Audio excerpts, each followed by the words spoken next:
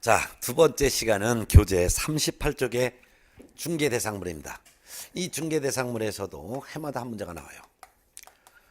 중개대상물이란 알선의 대상이 되는 물건, 결국 부동산 등을 말하죠. 이 중개대상물엔 종류가 5가지가 있어요. 토건 입공광, 토지, 건축물. 근데 건축물은 지상에 있는 거죠. 그래서 토지의 정착물입니다. 토지의 정착물 중에서 대표적인 토지의 정착물이 바로 건축물이기 때문에 토지의 정착물 중에서 건축물뿐만 아니라 그 밖에 다른 토지의 정착물도 중개대상물 되는 게 있습니다. 그게 바로 명인 방법을 갖춘 수목의 집단이죠. 즉 나무들 둘레 울타리 치고 이거 내 거 이렇게 표시한 수목의 집단을 명인 방법을 갖춘 수목의 집단이라고 하죠. 그 밖에 이제 임목, 공장재단, 광업재단 이런 것들이 바로 중개대상물인데 이 중개대상물은 공인중개사 법령에 규정되어 있다 해서 이를 법정 중개대상물 이렇게 표현합니다. 그 중에서 토지와 건축물, 그 밖에 토지 정착물 이 두 가지는 민법에 규정된 부동산이고요. 임목, 공장재단, 광업재단 이 세 가지는 준부동산 또는 의제부동산이라고 하죠. 자, 그런데 이 5가지 물건은 개공만 중개업을 할 수 있는 거예요. 따라서 개공만 중개업을 할 수 있는 물건을 중개대상물이라고 하는 거예요. 그럼 이 5가지 중개대상물에 대한 내용이 시험 문제가 나오게 되는데 그 중에서 토지부터 하나하나씩 봅니다. 그래서 그 중개대상물의 내용이 교재 39쪽에 나와 있는데요. 중개대상물의 내용 중에서 첫 번째가 토지부터 봅니다. 이 토지는 사유토지인 경우에 중개대상물입니다. 이 토지는 농지, 임야, 대지, 공유수면, 매립지 등이 토지가 되는데 중개대상물이에요. 근데 주의할 것은 중개대상물처럼 보이지만 중개대상물이 아닌 게 있어요. 그게 바로 대토권입니다. 대토권은 택지개발지구 내에 살고 있는 이주자의 택지를 대신 공급하는 지위예요. 그렇기 때문에 이 대토권은 택지개발지구 내에 살던 사람이 수용이 되어 다른 지역에 있는 토지를 대신 받을 수 있는 권리인데 어떤 토지를 대신 받을지는 대토가 어떤 건지는 특정되어 있지 않습니다. 특정되어 있지 않기 때문에 어떤 토지를 대신 받을지는 정해져 있지 아니하므로 대토권은 중개대상물로 볼 수가 없다라는 것이죠. 이게 중요합니다. 자, 그러면 대토권이 아닌 토지는 중개대상물인데 토지를 거래할 때 토지 거래를 중개하는 거예요. 토지를 거래하도록 중개하는 거예요. 근데 이 거래는 매매 거래, 교환 거래, 저당권 거래가 있고 임대차 거래, 지상권 거래, 지역권 거래, 전세권 거래가 있습니다. 이런 거래를 중개합니다. 특히 매매, 교환, 저당권 거래 요 3가지 거래는 처분권을 거래하는 거예요. 소유권을 처분하는 매매, 교환, 또한 빚을 갚지 않았을 때 처분권을 저당권자에게 넘겨주는 거래가 바로 저당권 거래. 매매 거래, 교환 거래를 소유권 목적이라고 하고 저당권 거래를 저당권 목적이라고 해요. 소유권과 저당권의 목적이 되는 중개대상물이죠. 토지는. 근데 매매 거래, 교환 거래, 저당권 거래는 이거는 필지 단위로 거래해야 돼요. 필지 단위로 거래해야 돼요. 따라서 1필지의 일부는 매매나 교환이나 저당권 거래를 할 수가 없어요. 어느 부분만 거래하는지를 특정할 수가 없기 때문이죠. 따라서 1필지 일부에 대해서 매매, 교환, 저당권을 별도로 하려면은 별도로 번지를 나눠줘야 돼요. 분필해야 돼요. 분필을 하면은 1필지 일부도 이때는 가능합니다. 새로운 번지를 부여해줘야지만 매매, 교환, 저당권이 가능하다는 거죠. 근데 빌려주는 거래가 바로 용익거래예요. 용익 채권 거래인 임대차 거래와 용익 물건 거래인 지상권, 지역권, 전세권 거래. 이와 같은 거래는 필지 단위로 거래되는 것이 원칙이지만 다만 1필지의 일부도 지상권 거래, 지역권 거래, 전세권 거래가 가능합니다. 1필지만 빌려서 사용할 수도 있다 이거죠. 그래서 1필지 일부도 중개 대상물이 될 수가 있습니다. 라는 건 알아둬야 되겠죠. 이와 같은 지상권, 지역권, 전세권, 임차권은 1필지 일부에 대해서 별도로 분필을 하지 않아도 거래가 가능하기 때문에 1필지 일부도 중개 대상물이 될 수 있다는 것을 같이 알아두면 되겠습니다. 시험 지문에 잘 나옵니다. 이거. 네. 자, 그다음에 이제 교재는 40쪽에 넘어가면은 두 번째 중개 대상물이 건축물, 그밖에 토지 정착물이에요. 시험은 건축물에서 거의 출제가 됩니다. 별표 3개 넣으셔야죠. 자, 건축물, 그밖에 토지의 정착물. 토지에 정착되어 있는 물건이란 토지 위에 단단하게 고착되어 있는 물건을 말하고 그 대표적인 예가 바로 건축물이 되겠죠. 그러면 이 건축물부터 봐요. 이 건축물은 중개 대상물인데 사유 건축물을 말합니다. 근데 중개 대상물인 건축물은 이거는 민법상 건축물로 한정됩니다. 즉 민법에 규정된 건축물이면은 다 중개 대상물이 된다 그 말입니다. 민법상 건축물이지 건축법상 건축물을 한정한다 하면 틀린 거예요. 그럼 민법상 건축물이란 재산적 가치가 있는 건축물을 말하는데 이 민법에 규정된 중개 대상물에 해당되는 건축물은 종류가 둘로 나눠집니다. 하나는 건축이 되어 있는 건축물. 쉽게 해서 건물이 완공된 건축물을 말하는 거죠. 또 하나는 건축이 안 됐어요. 그렇지만 장래에 건축이 예정이 되어 있는 장래의 건축물. 이것도 중개 대상물 됩니다. 건축된 건축물은 건물이 완공됐기 때문에 재산적 가치가 있어요. 따라서 소유권 보존 등기가 되어 있는 건축물이건 소유권 보존 등기가 되어 있지 아니한 미등기 건축물이건 재산적 가치가 있으므로 중개 대상물 됩니다. 심지어는 건축 허가를 받지 않고 건축이 된 무허 건축물, 이것도 중개 대상물 됩니다. 재산적 가치가 있기 때문이죠. 따라서 옥탑방 같은 경우는 거기다가 무허 건축물인데 이것도 임대차 대상이 되죠. 따라서 보존 등기가 됐건, 즉 보존 등기가 안 된 미등기 건축물이건 전부 다 중개 대상물이 된다는 거.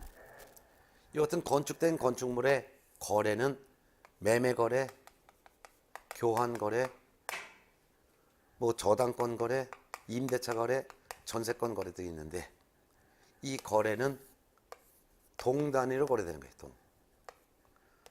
한 동, 두 동 이렇게 표현하죠. 동 단위로 거래되는 거예요. 동 단위로 거래되는데 다만 1동 건물에 방 한 칸, 1실이라 하더라도 문간방 하나라 하더라도 구조상, 이용상 독립성이 갖춰져 있으면 중개할 수 있는 중개 대상물에 해당이 됩니다. 방 한 칸도, 아파트 방 한 칸도 다 마찬가지입니다. 그런데 장래 건축물도 중개 대상물이 됩니다. 장래 건축물은 지금 현재 건축이 완공되지 않았어요. 건축이 안 됐지만 나중에 건축이 예정되어 있는 건축물이에요. 두 가지가 있습니다. 분양권과 입주권이 여기에 해당됩니다. 분양권은 주택법 등에 규정되어 있는 분양권인데요. 분양계약이 체결됩니다. 분양계약이 체결되면은 분양계약 체결 당시에 건물은 짓지도 않았죠. 그렇지만 분양계약 체결할 때 몇 동, 몇 호 이렇게 동호수를 전부 다 특정을 하여 분양계약이 체결되고 분양계약이 체결되는 순간 분양권을 취득하는 거예요. 아파트 분양권. 그리고 분양권 거래를 중개할 수가 있으므로 중개대상물 되는 거죠. 근데 입주권 중에서도 중개대상물이 되는 입주권이 있습니다. 우리가 보통 입주권 하면 재개발조합 또는 재건축조합의 입주권 등을 말하는데 조합 입주권이죠. 요건 두 가지가 있습니다. 분양계약이 체결되어 요 분양계약이 체결되어 동호수가 특정된 그런 입주권이 있습니다.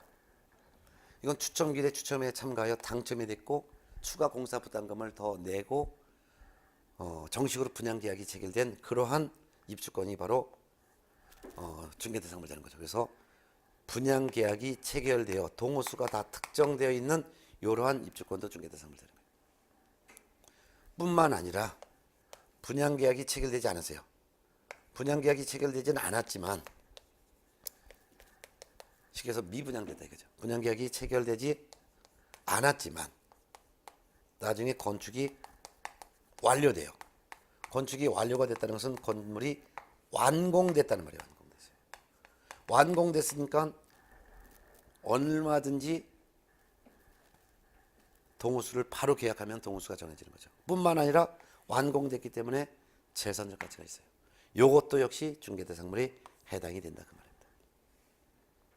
근데 주의할 것은 입주권 중에서 단 입주권 중에서 중개대상물이 안 되는 입주권이 있어요. 중개대상물이 안 되는 입주권이 뭐가 있냐면 이거는 분양계약이 체결되지 않았고 건물도 완공되지 않은 입주권입니다. 근데 시험에서는 표현을 이렇게 나와요. 추첨기일에 추첨에 참가하여 당첨이 된다면 분양 예정자로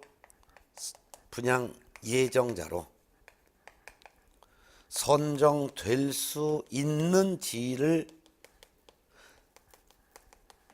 가리키는 데 불과한 입주권 이렇게 나와요. 아직 분양 예정자로 선정된 것이 아니라 분양 예정자로 선정될 수도 있고 선정되지 아니할 수도 있는 지위를 가리키는 데 불과한 입주권. 이러한 입주권은 분양계약이 체결된 것도 아니고 건축이 완료된 것도 아니기 때문에 이건 중개대상물로 볼 수가 없습니다. 그런데 시험 지문상에는 분양계약이 체결되어 동호수가 특정된 입주권 하면은 당연히 중개대상물이죠. 분양계약이 체결되지 않았지만 건축이 완료된 입주권 이것도 중개대상물이죠. 이렇게 구체적으로 설명이 나오면. 근데 아무런 말도 없이 그냥 입주권 이렇게 나왔을 때는 중개대상물이 될 수 있다 하면 오른쪽이 되는 거예요. 왜? 이런 두 가지가 있으니까. 자, 이런 것들이 이제 건축물에서 특히 중요해서 시험 잘 나오는 건데. 근데 특히 시험에 잘 나오는데 중개대상물이 아닌 것들을 알아보셔야 돼요. 일단 토지정착물이 아닌 것. 토지정착물로 볼 수 없는 거 있어요. 토지정착물이 아닌 거. 이게 바로 어떤 거냐면 대표적으로 조립식의 세차장 구조물이에요. 조립식의 세차장 구조물은 셀프 세차장인데요. 2면이나 3면이 유리라든가 판넬로 되어 있어요. 그리고 그 판넬이 볼트로 조립되어 있어요. 볼트 조립 방식이에요. 볼트 조립. 그래서 볼트를 조이면 칸이 생기고 볼트를 해체하면 칸이 없어져 버리는 볼트 조립 방식의 이런 세차장 구조물은 토지 정착물로 볼 수가 없어요. 토지 정착물이 될 수 없으니 중개대상물로 볼 수도 없다는 것이죠. 아주 중요해요. 뿐만 아니라 언뜻 보면 중개대상물처럼 보이지만 중개대상물이 아닌 게 바로 상가권리금이에요. 상가권리금은 중개대상물이 될 수가 없어요. 근데 시험에서는 상가권리금 이렇게 나오지 않고 상가권리금을 풀어서 문제를 해요. 즉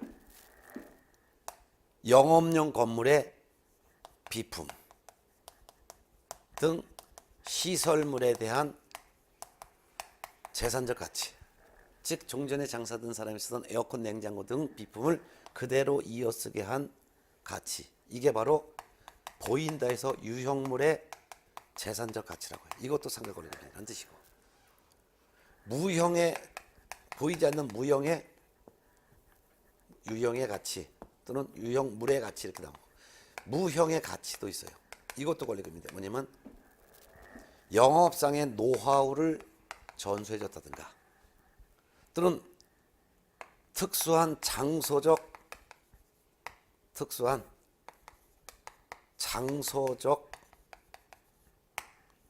이점, 이런 것들을 말합니다. 종전에 장사하던 사람이 쓰던 에어컨 냉장고를 그대로 쓰게 해주는 유형물의 가치도 권리금이고, 종선에 장사하던 사람이 영업상의 노하우, 단골 고객을 많이 확보했다든가 이런 것들도 권리금이고, 특수한 장소적 이익에 대한 이점도 이건 보이지 않는 무형의 가치지만 이게 바로 합쳐서 이런 것들을 다 상가 권리금이라고 해요. 중개대상물이 될 수 없습니다. 이런 거 알아두면 되겠습니다. 그럼 요 중개대상물에 해당되는 건축물이냐 해당되지 않냐 이거는 매년 나오는데, 건축된 건축물뿐만 아니라 장래 건축물도 중개대상물에 해당한다. 분양계약이 체결된 분양권, 분양계약이 체결된 입주권, 분양계약이 체결되지 않았지만 건축이 완료된 입주권, 중개대상물이다. 그렇지만 분양계약이 체결된 것도 아니고 건축이 완료된 것도 아니고 추첨기일에 추첨에 참가하여 당첨이 된다면 분양 예정자로 선정될 수 있는 지를 가리키는 데 불과한 입주권은 중개대상물이 아니다. 볼트 조립 방식의 세차장 구조물도 중개대상물이 아니다. 상가 권리금도 중개대상물이 아니다.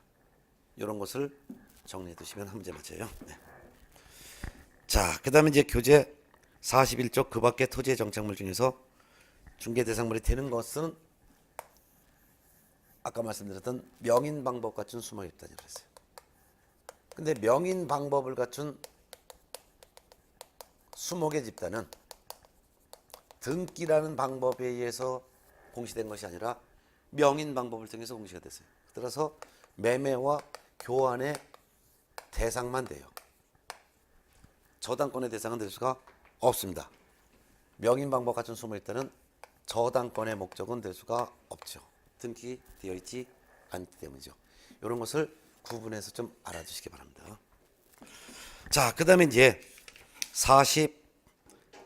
42페이지에 판례가 나와 있는 것은 아주 중요하기 때문에 다 별표해 놓으시고 꼭 알아두시고, 43쪽에 나와 있는 임목에 관한 법률에 따른 임목, 그 다음에 44쪽에 나와 있는 공장 및 광업재단 저당법에 따른 공장재단과 광업재단, 이런 것인데요.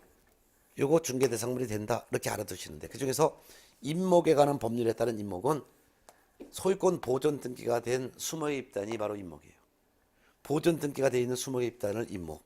그러니까 임목은 중개대상물인데 등기라는 방법에 의해서 공시가 되어 있기 때문에 매매 교환 목적뿐만 아니라 저당권까지도 가능한 중개대상물이 된다라는 거. 그걸 알아두시면 될까요? 또한 공장재단과 광업재단. 공장재단과 광업재단은 여러 개의 물건을 묶어서 한 개 권리로 등기한 재산 덩어리죠. 그렇기 때문에 이거는 일체로만 거래할 수 있는 중개대상물이라 이거예요. 일체로만 거래할 수 있는 것이지 공장재단과 광업재단에 포함되어 있는 물건을 임의로 분리해서 거래할 수는 없다는 거. 이 정도만 좀 알아두면 되겠어요. 자, 그러면 이 중개대상물에 대한 내용은 이렇게 보시면 되고, 그 다음에 이제 교재는 46페이지 보면 중개대상물이 되기 위한 요건이 있어요. 중개대상물이 되기 위해서는, 즉 개공만 중개업을 할 수 있는 물건이기 위해서는 법정 중개대상물인 토지이거나 건축물 그 밖의 토지의 정착물이거나 임목이거나 공장재단이거나 광업재단이어야 한다 그 말입니다. 법정 중개대상물이어야 한다 그 말입니다. 뿐만 아니라 요런 물건이어야지, 요런 물건이 아니라면, 토건 입건강이 아니라면, 예를 들면은 다른 거, 예를 들면 업재단, 항만재단, 자동차 선박 이런 것들은 아무리 등록되어 있는 준부동산이라 하더라도 자동차, 이거는 토건 입건강이 아니죠. 중개대상물이 될 수 없는 거예요.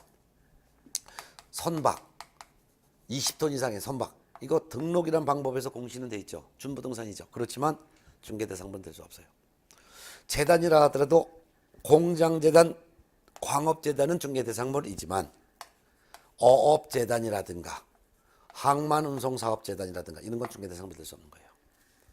또한 토건 입공강인데 이건 일체로만 거래할 수 있죠. 그래서 광업재단에서 분리가 된 광업권이라든가 이런 것들은 중개대상물이 될 수가 없다는 것을 알아두셔야 돼요.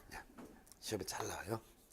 이것이 법정 중개대상물이어야지만 개공만 중개할 수 있는 물건이에요. 뿐만 아니라 이런 물건이 두 번째 양거래원 사적 소유물이어야 돼요. 사적 거래가 가능한 물건이 되는 거예요. 사적 거래가 가능하다는 것은 사유부동산이어야 된다는 거예요. 그렇다면 사유부동산이 아니라면 국가 또는 지자체, 공공소유 부동산 이런 것은 거래할 수가 없으므로 중개대상물이 될 수가 없다. 그 말이 되겠죠. 사법상 가능한 물건이라면, 즉 사적 거래가 가능한 물건이라면 가압류가 돼 있건 가처분이 돼 있건 가등기가 돼 있건 개발 제한 구역 내 토지건 토지거래 허가 구역 내 토지건 사적 소유물이면 중개대상물이 된다. 이게 법정 중개대상물이면서 사적 소유물, 즉 사유물이어야지만 된다. 이거. 그래서 사유부동산이라면 공법상 이용 제한 거래 규제가 있는 개발 제한 구역 내 토지, 토지거래 허가 구역 내 토지, 접도 구역 내 토지, 도로 이정지, 사유지, 가등기, 가압류되어 있는 부동산이라 하더라도 중개대상물이 되는 거예요. 그렇지만 국가 부동산은 중개대상물이 될 수 없습니다. 요 정도 알아두면 될 것 같아요. 자, 그 다음에 이제 교재 48쪽에 중개대상물에 해당하는지 여부, 요게 매년 시험 문제 나오니까 다 별표를 새겨 놓으시고 정리해 두시기 바랍니다. 그 다음에 이제 49쪽으로 넘어가서 제5절 공인중개사 정책심의위원회, 여기서도 또한 한 문제가 출제가 됩니다. 그러면 공인중개사 정책심의위원회 내용을 하나하나씩 정리할 거예요. 자, 중개대상물에서도 한 문제 나오지만 공인중개사 정책심의위원회에서도 한 문제가 출제가 된다 했습니다. 그러면 공인중개사 정책심의위원회 그것도 내용을 하나하나씩 정리할게요. 뭐 책에 다 이전에 정리 읽어드렸고 또한 별표도 다 해드렸지만 5, 6월달 과정은 종합 정리하는 것이고 시험에 꼭 나오는 것을 정리하기 때문에 제가 정리해드리겠습니다. 그러면 49쪽 보시기 바랍니다.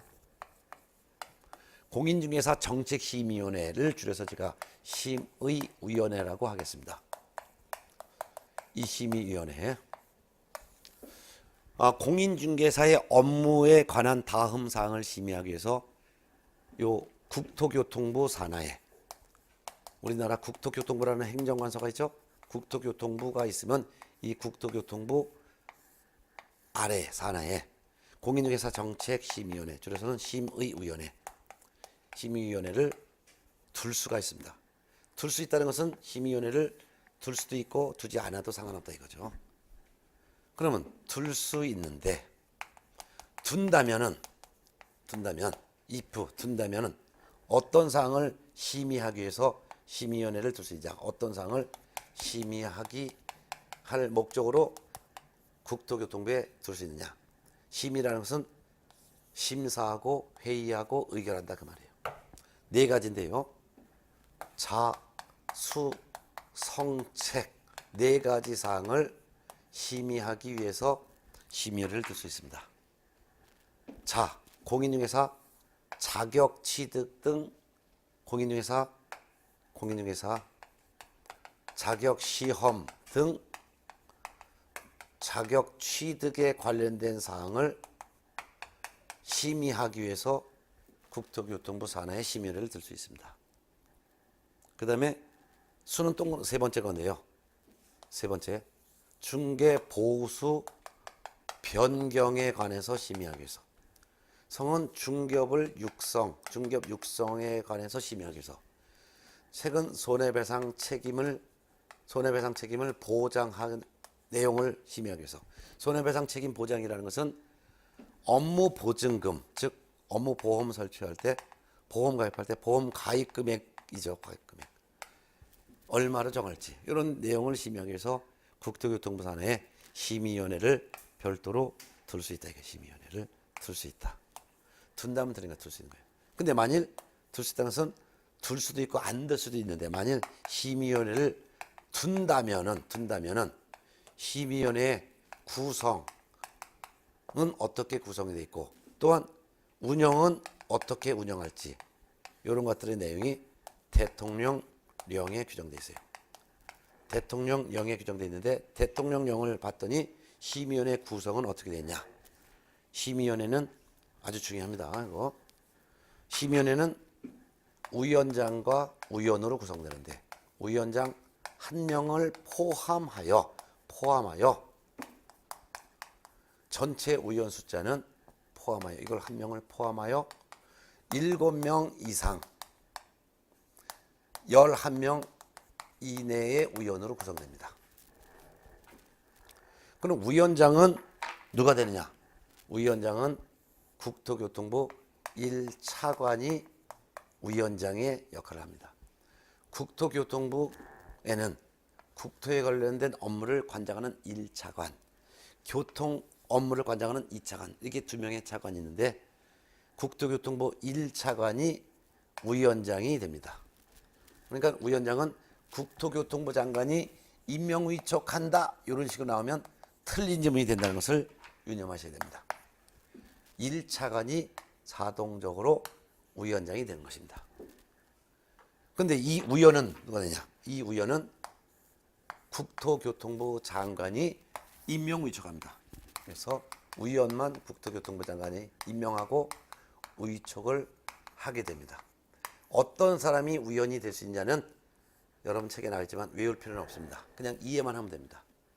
일단 국토교통부에 소속되어 있는 4급 이상 공무원 등 고위 공무원 중에서 국토교통부 장관이 네가 심의위원회 위원 좀 해라라고 임명할 수도 있습니다. 그 외에 추가로 여러 직종에 있는 사람 중에서 위촉을 할 수도 있습니다. 장관이. 즉 대학교에서 부교수직에 있거나 변호사 자격이 있다든가 또는 그 밖에 여러 기관 중에서 추천을 한 자, 예를 들면 시민단체에서 추천하거나 또는 시험 업무를 위탁받은 기관에서 추천했다든가 또는 학식과 경험이 풍부한 자, 이런 사람들 중에서 국토교통부 장관이 위원을 임명위촉합니다.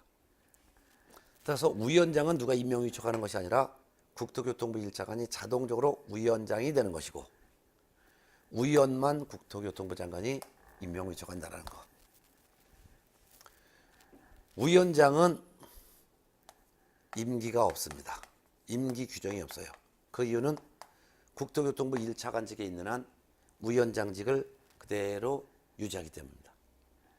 위원만 임기가 있습니다. 위원도 공무원을 제외한 나머지 이런 위원들만 임기가 있는데요. 임기는 2년입니다. 연임할 수 있느냐, 연임할 수 없느냐, 연임할 수 있는지 여부에 대한 규정은 지금 현재 없습니다. 연임을 못한다, 이런 연임을 못한다라는 제한 규정은 없다 이거예요. 제한 규정이 없다는 것은 연임도 가능하다라는 의미를 갖고 있습니다. 그런데 어떤 위원이 사임으로 하여 새로 위촉된 위원의 임기는 전임 위원 임기에 남은 기간을 합니다. 예를 들면은 이 변호사라는 사람이 위원으로 임명 위촉됐어요. 근데 이 사람이 위원직에서 사임을 했어요. 그러면 이 사람 대신 다른 새로 위촉된 위원의 임기는 몇 년이냐? 이 전임 위원 임기에 남은 기간, 즉 잔여 기간만이 임기가 되는 것입니다. 새로 위촉된 위원의 임기는. 이런 것들도 시험에 잘 나옵니다. 자, 그 다음에 이제 교재는 제척사유라는 게 있습니다. 이 위원이 뭘 역할을 하냐면 이 위원은 회의에 출석을 하여 심의하고 의결에 참가하게 되는데 이런 일을 하는데 출석하지 못하고 심의 의결에 참가하지 못하는 사유가 있어요. 이를 제척사유라고 합니다. 제척사유. 어떤 경위가 심의 의결에 참가할 수 없는 제척사유에 해당되느냐? 4종류가 있는데요. 그래서 박스에서 교재 50쪽에 있는 박스 내용 중에서 1번, 2번, 4번을 묶어놓고 3번만 별도로 남겨놓으세요. 1, 2, 4를 묶어놓으세요. 그럼 1번, 2번, 4번에 해당되는 사람, 그 다음에 3번에 해당되는 사람, 이런 사람들은 심의 의결에 참가할 수 없는 제척사유에 해당되는데 어떤 사람이냐? 예를 들어서 어느 대학교의 부교수가 위원이라고 가정할게요. 이 사람이 위원이라고 가정할게요. 근데 이런 위원이 심의 의결에 참가하지 못하는 사유가 있다라는 게 어떤 경우냐? 예를 들어보겠습니다. 첫 번째는 오늘 안건의 당사자입니다. 오늘 이 부교수의 부정행위에 대해서 이 부교수가 다른 데서 뇌물 받은 거에 대해서 회의하겠다. 그래서 이 우연이 심의위원회 요 우연이 누구냐? 안건의 직접적인 당사자랍니다. 안건의 당사자가 직접 회의장에 오면은 다른 의원들이 요 의원 앞에서 이 사람 고발합시다 말하기가 어렵기 때문에 안건의 당사자입니다. 그 다음에 두 번째는 이 의원이 안건의 당사자의 친족 관계에 있습니다. 친족이랍니다. 그래도 출석할 수 없습니다. 네 번째는 안건의 당사자의 대리인이랍니다. 하더라도 출석할 수 없습니다. 그래서 안건의 직접적인 당사자가 의원이라든가 안건의 당사자와 친족 관계에 있다든가 안건의 당사자의 대리인이라면 이런 의원은 심의 의결에 참석할 수가 없다 이거예요. 그 밖에도 세 번째 나온 사람이 요 의원이 심의위원회 업무에 관련돼서 감정을 했다든가 또는 용역을 했다든가 등 자문을 했다든가 등을 한 일을 한 사실이 있으면 이 사람도 출석할 수 없습니다. 이런 의원은. 자, 그 다음에 기피 신청이라는 게 있습니다. 요 의원에 대한 기피 신청, 오른쪽에 기피 신청. 요 의원이 어떤 의원이라면 기피 신청할 수 있냐? 이거는 안건의 당사자가 공인중개사 정책 심의위원회에다가 요 의원이 어떤 의원이냐면은 공정한 심의를 기대할 수 없는 그러한 의원이랍니다. 요 공정한 심의를 기대할 수 없는 의원은 심의에다가 요 의원을 회의장에 오지 못하게 막아주세요라고 신청을 할 수 있는 일을 기피 신청이라고 합니다. 그럼 기피 신청의 대상인 의원은 심의에 참석할 수가 없는 것입니다. 네. 이런 것 좀 알아두셔야 됩니다. 그 다음에 교재 51쪽 회피라는 게 있습니다. 회피라는 건 뭐냐면 제척사유에 해당되는 의원. 이 사람들이 바로 제척사유에 해당되는 의원인데 제척사유에 해당되는 의원은 스스로 회의장에 가지 말아야 합니다. 이를 스스로 회의장에 가지 말아야 되는 데를 회피를 해야 된다. 회피를 해야 될 의무가 있습니다. 즉 제척사유에 해당되는 의원은 심의위원회 스스로 회피해야 됩니다. 즉 스스로 회의장에 가지 말아야 된다 이거예요. 근데 만일 해촉이 있어요. 근데 회피해야 되는데 만일 회피하지 않았다면 즉 제척사유에 해당되는 의원이 스스로 회의장에 가지 말아야 되는데 회의장에 왔다면 그 말입니다. 회의장에 왔다면 이러한 의원에 대해서는 해촉을 할 수 있습니다. 근데 해촉은 누가 해촉할 수 있냐? 국토교통부 장관이 임명했으니까 국토교통부 장관이 의원직에서 해촉을 시킬 수가 있다 그 말입니다. 이런 내용을 좀 알아둬야 되겠습니다. 그 다음에 교재 51쪽 간사라는 게 있습니다.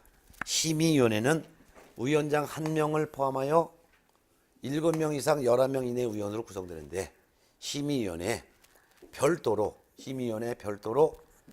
간사 1명을 더 둘 수 있습니다. 간사를 1명을 둘 수 있는데 이 간사는 총무 역할을 하는 사람입니다.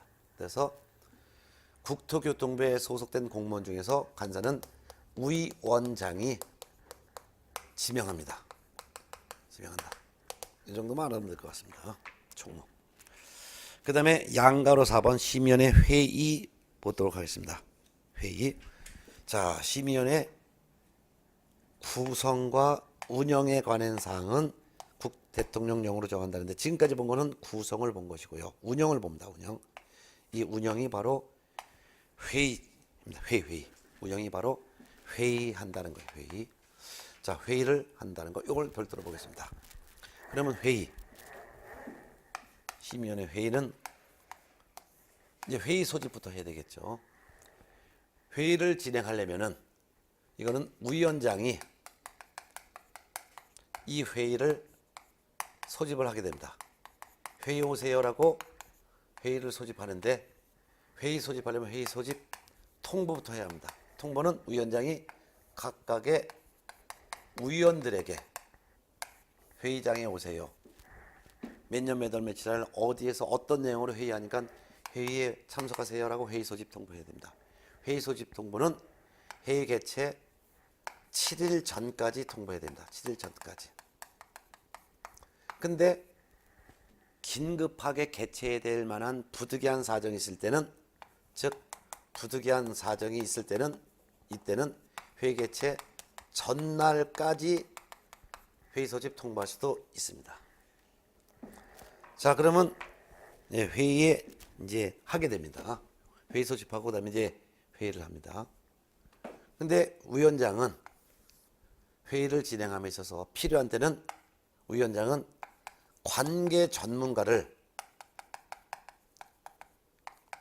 회의장에 오게 해서, 즉 출석하게 하여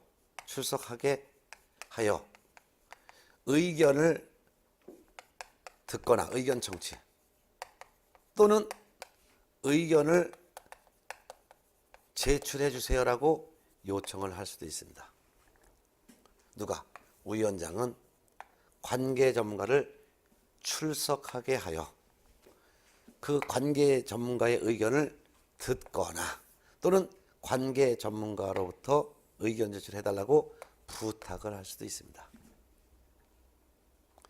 이때 회의하려면 재적의원 과반수가 출석을 해야지만 회의가 열립니다. 회의. 그래서 재적의원이 위원장 포함해서 11명이라고 가정하겠습니다. 11명이라고 가정해 볼까요? 예를 들어서 11명의 과반수는 반수를 초과해야 됩니다. 그러니까 6명이 출석을 해야지만 회의가 열립니다. 6명이 회의하면서 의결이 이루어지려면 어떻게 되냐? 실제 출석한 의원의 과반수가 찬성을 해야지만 의결이 이루어집니다. 그러면 출석의원 과반수라는 것은 6명이 출석했다면 6명의 반수를 초과해야 됩니다. 그러면 4명이 찬성을 해야지만 의결이 이루어집니다. 그럼 의결된 사항이 여러 가지겠죠. 심의사항 자체가 자격 취득에 관련된 사항, 중개 보수 변경에 관한 사항, 중개업 육성에 관련된 사항 심의했고 손해배상 책임에 관련된 사항을 심의했죠. 요 의결된 사항, 즉 심의 의결된 요 사항 중에서도 딱 한 가지, 자격 취득에 관련된 사항, 요 4가지 사항을 심의 의결하지만 그 중에서도 이 4가지 중에서도 요 자격 취득, 자격 시험 등 자격 취득에 관련된 의결 사항은 이거 시도지사는 따라야 될 의무가 있습니다. 준수 의무가 있습니다. 그렇지만 다른 심의사항, 중개 보수 변경에 관련된 사항, 중개업 육성에 관련된 사항, 손해배상 책임에 관련된 사항, 요 3가지는 심의 의결이라 하더라도 시도지사가 따를 의무는 없다는 것도 꼭 알아둬야 되겠습니다. 네. 요 정도가 시험에 잘 나오는 내용이 되니까 요 정도만 확실하게 좀 알아두셔야 될 것 같습니다. 자, 그러면 이번 시간에는 이와 같이 중개대사문에 관련된 내용 한 문제, 공인중개사 정책심의위원회 관련된 내용에서 한 문제에서 2문제를 나오는 것을 공부했습니다. 그럼 여기까지 하시고 셋째 시간에는 교재 53쪽 제6절 공인중개사 제도와 그 다음에 이제 연속해서 중개사무소 개설 등록에 관련된 내용, 그래서 72쪽에 있는 중개사무소 개설 등록에 관련된 내용까지 해서 셋째 시간에 하도록 하겠습니다. 그럼 잠시 쉬었다가 53쪽부터 다시 하겠습니다.